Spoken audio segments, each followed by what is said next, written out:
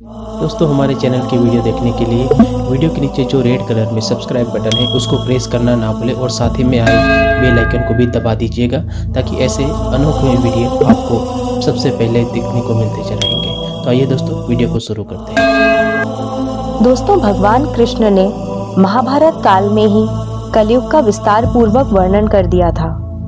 कलयुग में लोग कैसे होंगे, जीवन कैसे व्यतीत होगा, लोगों का व्यवहार एक दूसरे के प्रति कैसा होगा, यह सब उस काल में ही बताया जा चुका था। यहाँ हम प्रस्तुत करेंगे भगवान कृष्ण द्वारा कलयुग के बारे में बताई गई 5 कड़वी बातें जो आज 100% सच हो रही हैं। महाभारत काल में पांचों पांडवों के मन में कलयुग के बारे में जानने की जिज्ञासा थी। उन्होंने एक बार भगवान कृष्ण से पूछा कि कलयुग में मनुष्य कैसा होगा, लोगों के विचार कैसे होंगे और मोक्ष प्राप्ति कैसे होगी। ये प्रश्न सुनकर भगवान कृष्ण ने पांचों पांडवों को वन में जाने के लिए कहा और यह भी कहा कि जो कुछ भी तुम वहां देखो मुझे विस्तार में आकर बताना। पांचों भाई वन में जाकर वापस आए और भगवान कृष्ण को क्या बताते हैं चलिए जानते हैं।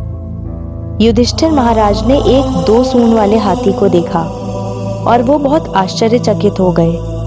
जब उन्होंने भगवान कृष्ण को इस दृश्य के बारे में बताया तो भगवान ने उत्तर दिया कि कलयुग में ऐसे लोग राज्य करेंगे जो बोलेंगे कुछ और करेंगे कुछ और।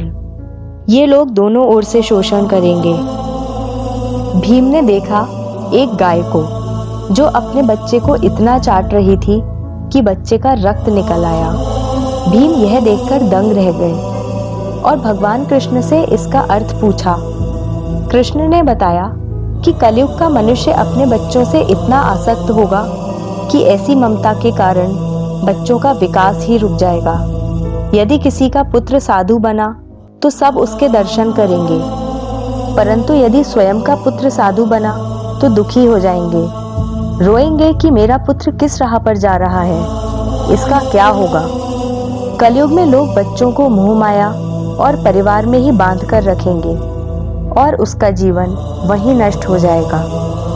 फिर भगवान ने वास्तविकता बताते हुए कहा कि तुम्हारे पुत्र तुम्हारे नहीं बल्कि उनकी पत्नियों की अमानत हैं। पुत्रियां उनके पतियों की अमानत हैं। यह शरीर मृत्यु की अमानत है और आत्मा परमात्मा की अमानत है। अर्जुन ने देखा एक पक्षी जिसके पंख पर वेद की ऋचाई लिखी हुई थी, परंतु वो एक मनुष्य का मांस खा रहा था। यह देखकर अर्जुन हैरान हो गए। इस पर भगवान ने बताया कि कलयुग में ऐसे लोग होंगे जिन्हें विद्वान कहा जाएगा, किंतु उनकी मंशा यही होगी कि किसकी जल्दी मृत्यु हो और उसकी संपत्ति को अपना लिया जाए। व्यक्ति का औधा चाहे कितना भी बड़ा होगा, परंतु उसकी दृष्टि दूसरों की संपत्ति पर ही रहेगी। ऐसे लोग बहुत होंगे जो दूसरे के धन को छीनने को आतुर होंगे। वास्तविक संत तो कोई कोई ही होगा।